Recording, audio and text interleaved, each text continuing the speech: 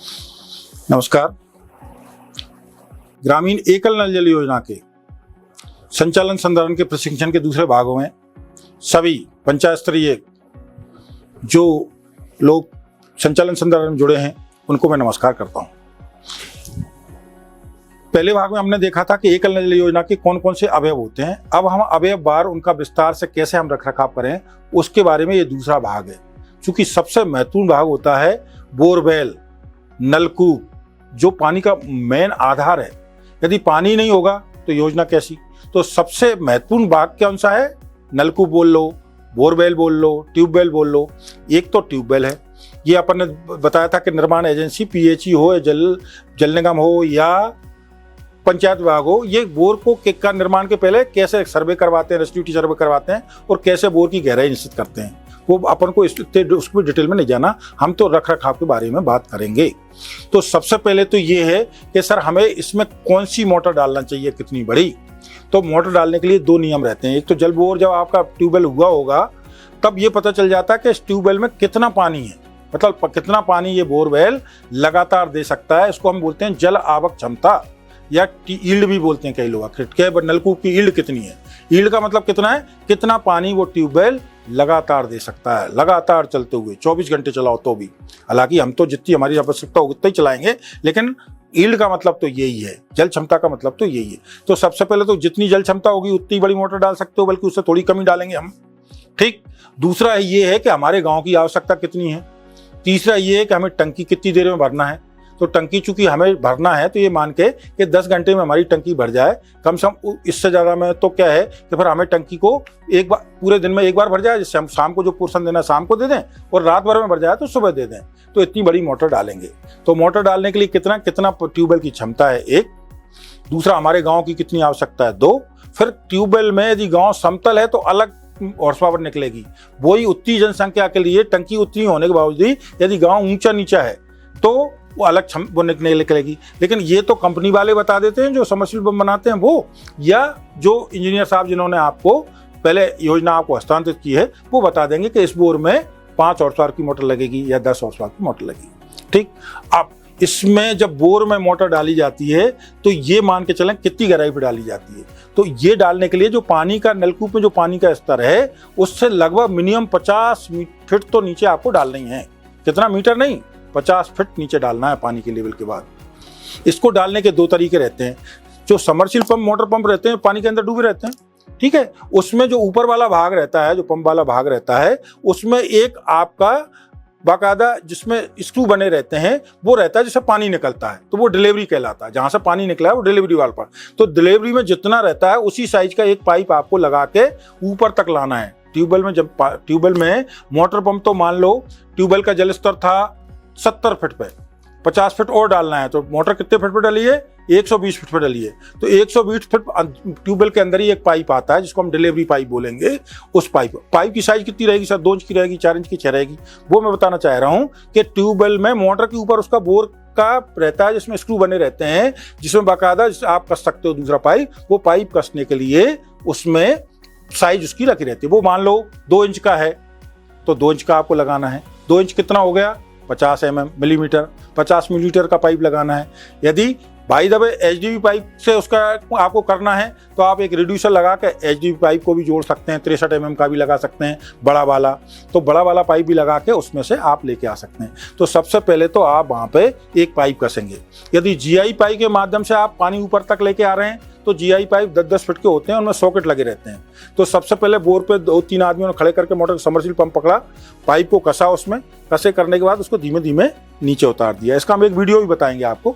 तो उसको नीचे उतार दिया, फिर क्लैंप से कस दिया, अगला पाइप कस दिया, फिर उसको निकाल दिया लिफ्टर और क्लैंप के माध्यम से, फिर तीसरा पाइप कस दिया। ऐसे हमने 12 पाइप कसने पड़ेंगे क्योंकि मोटर कितने नीचे उतारना है, 120 फीट पे।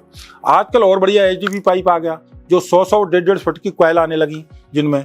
तो कॉइल से आपने पहले सीधा 190 फीट उतारा, फिर एक पाइप को अच्छे से और जोड़ दिया, फिर आपने और नीचे उतार के 120 फीट पर ले गए, फिर जितना पाइप आपको ऊपर जरूरत थी उतना, और फिर बाद में कॉइल से काट दिया। इसको सीधा सीधा आप गाँव में जाने वाली लाइन से जोड़ देंगे तो ये पानी इसमें गाँव की टंकी भरने वाली लाइन से इसकी कनेक्टिविटी हो जाएगी। तो अपन ने 2 चीजें देख ली कि मोटर की कितने हॉर्स पावर की लगाएं, ये बोर की क्षमता पे और गांव पे कितनी ऊंचाई पे पानी दे रहे हैं और गांव पानी की कितनी आवश्यकता है, इन 3 चीज़ों पर निर्धारित होती है। वो एक बार निर्धारित हो गई, उसको बार बार उसमें दिक्कत नहीं है। हमें तो मोटर डली हुई मिल रही है, वो बता दिया कि 10 हॉर्स पावर की है और इतना ये पानी देती है 1 घंटे में, और इतना इसका हेड है। हेड बोलते हैं काय को, जितनी ऊंचाई पे पानी देते हैं। अब हेड और जितना पानी दे रही है उसके आधार पर उसके अपने आप हॉर्स पावर निश्चित हो जाते हैं। तो हम जब भी नई मोटर खरीदेंगे तो हमारे पास क्या 2 बातें पता होना चाहिए, क्या कितने पानी क्षमता की मोटर है और कितने ऊंचाई पे देना है। ये आप वो बोलते हैं लीटर पर मिनट, एक मिनट में कितने लीटर पानी देना है, और टंकी की ऊंचाई के हिसाब से टंकी की ऊंचाई और बीच में जो और पानी जब बहता है तो उसमें अलग से एक वो होता है, प्रेशर के कारण लॉस होता है, उन दोनों को जोड़ के उसका हेड निकलता है। ये तकनीकी बात है। तो हमें तो ये इंजीनियर साहब से पूछ लेना है कि कितने LPH की मोटर लेना है, लीटर पर मिनट की मोटर लेना है और कितने हेड की लेना है। ये अपनी डायरी में जल पानी समिति लिख के रख ले। भविष्य में यदि कोई नई मोटर खरीदने की जरूरत पड़े तो बस इतने डिस्चार्ज बोलते हैं जो पानी होता है, और जो हेड होता है उसको हेड देते हैं। दुकानदार अपने आप बता देगा कि इसमें सब इतने हॉर्स पावर की मोटर लगेगी। तो मोटर की क्षमता के बारे में बात हो गई। अब मोटर डालने के बारे में भी मैंने आपको बात बता दी थी। अब ये मोटर में डालते समय एक तो पाइप हो गया जो जिसमें से पानी नीचे आएगा, बोर का पानी नीचे से ऊपर आएगा। एक तो चलाने के लिए बिजली चाहिए, मोटर समरसीबल अपने आप चलेगा नहीं, अब उसके लिए बिजली चाहिए। बिजली चाहिए तो उसके साथ में केबल भी आती है, बिजली की केबल रहती है, एक चपटी टाइप की काली काली केबल रहती है जो साथ में आती है। तो उसकी साइज जो है ना, मोटर पंप के साथ कंपनी निर्धारित करके भेजती है कि 2 स्क्वायर mm की लगना है, 4 स्क्वायर mm की लगना है, 6 की लगना है। जो उसमें लगी है वो कंपनी बाकायदा उसको निर्धारित करके कितना करंट पीना है, कितना करंट भेजना है, उसके हिसाब से उसकी साइज उसमें लगी रहती है। उसको ना हमको बढ़ाना है और ना कम करना है। जो मोटर में लग के कंपनी से आई है उसी साइज की हम उसको केबल को यूज करेंगे। इलेक्ट्रिक केबल कहलाती है, बिजली वाली केबल। ये केबल कहाँ जाएगी साहब? ये केबल जाएगी ट्रांसफार्मर का, जो हमारा कैंपस बना हुआ है, इलेक्ट्रिक सब स्टेशन बनी हुई है जिसमें एक ट्रांसफार्मर लगा हुआ है, बाउंड्री उसमें चैनलिंग फेंसिंग से उसकी फेंसिंग है, उसी में हम अपना कंट्रोल पैनल जो इसका समरसीबल पंप का है वो लगा देंगे और वहां तक इसको उसमें कनेक्ट करवा देंगे। अब ये बिजली का पूरा कनेक्शन हो गया। अब यदि हम उसको बटन को दबाएंगे तब ये मोटर चालू हो जाएगी। अब चालू हो जाएगी तो पानी तो यही है, इसको पानी को अपन को इसको बोरवेल से जो पानी निकल रहा है उसको काय में कनेक्ट करना पड़ेगा, टंकी वाली लाइन में। लेकिन टंकी वाली लाइन में कलेक्ट करने से पहले 2 चीजें हमें इसमें लगानी पड़ती हैं। एक तो पानी, यदि कभी पानी टंकी चला रही थी मोटर और एकदम बिजली चली जाए तो पानी दोबारा वापस में चला जाएगा, तो एक तो मोटर उल्टी घूम जाएगी। हालांकि उससे कोई बात नहीं, लेकिन पानी का नुकसान होगा और बार बार फिर दोबारा भरनी पड़ेगी। तो उसमें एक नॉन रिटर्न वाल्व लगाते हैं जिससे कि पानी उसके नीचे नहीं जाता। उसमें एक पर्दा होता है अंदर, वो जैसे ही पानी इस डायरेक्शन में तो चला जाएगा पानी जिधर बहने वाली में, लेकिन उल्टा आएगा ना तो वो पर्दा गिर जाता है। तो इसको नॉन रिटर्न, वो आने नहीं देता। इसको नॉन रिटर्न वाल्व कहते हैं। तो वो पानी आने नहीं देगा, तो पानी रोक लेगा। दूसरा, उसमें एक एयर वाल्व भी लगा देते हैं कि रास्ते में कहीं उसमें बार बार लाइन खाली भरी होती है तो हवा होती है, जिससे पानी में अपन टंकी में भेज रहे हैं तो अननेसेसरी प्रेशर ना जाए, तो उसमें एयर वाल्व लगा लेते हैं। तो एयर वाल्व लगा रहता है। तो एयर वाल्व लगा रहेगा, इसका हम फोटो भी बताएंगे आपको, जिसमें कि बताएंगे कि ये नॉन रिटर्न वाल्व है और ये एयर वाल्व है जिससे कि हवा निकलनी है। उसके बाद अब इसमें ये तो बहुत सामान्य सी बात हो गई। अब इसमें जब आपकी मोटर चल रही है, बढ़िया चल रही है, लेकिन यदि जल गई तो क्या करेंगे? तो इसके लिए सबसे पहले तो ये है कि चल गई और आप इसको निकालेंगे, फिर ठीक करने के लिए बगल के कोई भी कस्बा है वहाँ भेजेंगे, वहाँ से ठीक होके आएगी, 4 से दिन लग जाएंगे। अब 4 से दिन के लिए गाँव को, वो लोग को तो रोज पानी की आदत पड़ गई है, परेशान हो जाएंगे। पानी समिति के पास शिकायत लेकर जाएंगे, सरपंच साहब के पास शिकायत लेकर जाएंगे। तो सर इसके लिए क्या करें?